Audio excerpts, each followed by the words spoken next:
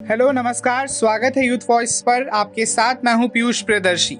तो क्या अब आप तालिबान की वजह से नहीं खरीद पाएंगे अपना फेवरेट? क्या है फेवरेट, आइए आपको बताते हैं इस वीडियो में। अफगानिस्तान में लिथियम का सबसे बड़ा भंडार है। ये लिथियम आज इलेक्ट्रॉनिक व्हीकल्स की बैटरी के अलावा मोबाइल फोन की बैटरी के लिए भी बहुत जरूरी है। साल 2010 में अमेरिकी रक्षा विभाग के एक मेमो में अफगानिस्तान के खनिज संसाधन को कम से कम $1 ट्रिलियन की कीमत वाला बताया गया था। मोबाइल फोन आज सबसे बड़ी जरूरत बन गई है। इस फोन की बैटरी से लेकर आप इसके लिए जो पावर बैंक यूज करते हैं उसमें लिथियम बैटरी का प्रयोग होता है। मोबाइल फोन और पावर बैंक के अलावा इलेक्ट्रॉनिक कार में भी यही लिथियम यूज होता है। मगर तालिबान के अफगानिस्तान में लौटने के साथ ही आपके फेवरेट फोन और ई कार पर खतरा मंडरा रहा है। 15 अगस्त को काबुल के साथ ही पूरे अफगानिस्तान पर कब्जा करने वाला तालिबान आपके मोबाइल फोन और फेवरेट टेस्ला कार के लिए सबसे बड़ा खतरा बनने वाला है। तो वहीं तालिबान ने अब अफगानिस्तान में मौजूद करोड़ों टन मिनरल्स पर भी कब्जा कर लिया है। ये मिनरल्स या खनिज क्लीन एनर्जी इकोनॉमी के लिए बहुत ही संवेदनशील है।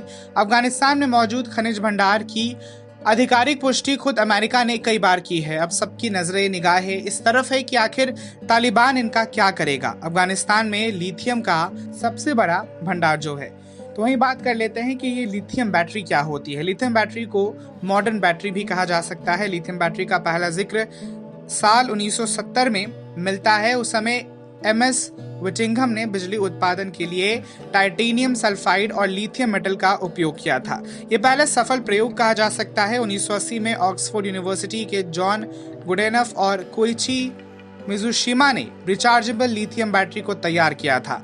जॉन गुडेनफ को लिथियम बैटरी का फादर भी कहा जाता है।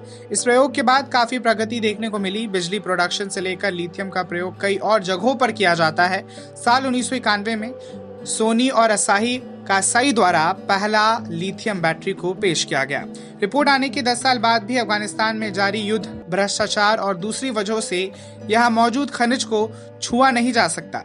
अमेरिका, जिसकी क्लीन एनर्जी सप्लाई चेन्स चीन में है, अब परेशान है। तालिबान के कंट्रोल में यहाँ के खनिज भंडार का आना अमेरिकी आर्थिक हितों के लिए बड़ा खतरा है। चीन फिलहाल लिथियम निर्यात में नंबर 1 है।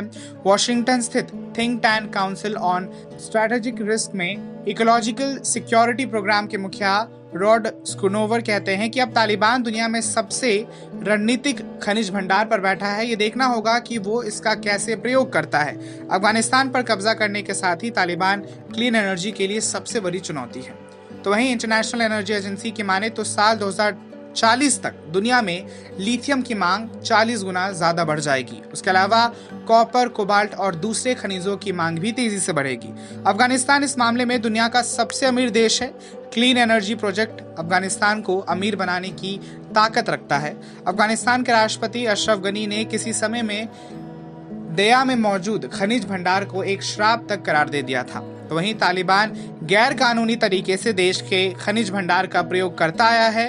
उसे इसके प्रयोग से $300 मिलियन का सालाना रेवेन्यू तक हासिल होता है। स्कूनोवर की माने तो तालिबान ग्लोबल लिथियम ट्रेड में उतरेगा, इस बात के बारे में सोचना ही मूर्खता है। साल 2007 में चीन ने अफगानिस्तान में $3 बिलियन की रकम वाला एक कॉपर माइनिंग प्रोजेक्ट शुरू किया था, मगर बाद में इसे बंद कर दिया गया था। स्कूनोवर कहते हैं कि चीन और रूस के पहले ही तालिबान के साथ अच्छे संबंध हैं। ऐसे में दोनों देश यहाँ पर नया बिजनेस शुरू करेंगे, इस बात में कोई गुरेज नहीं है।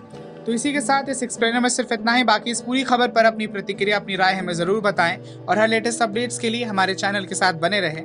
नमस्कार।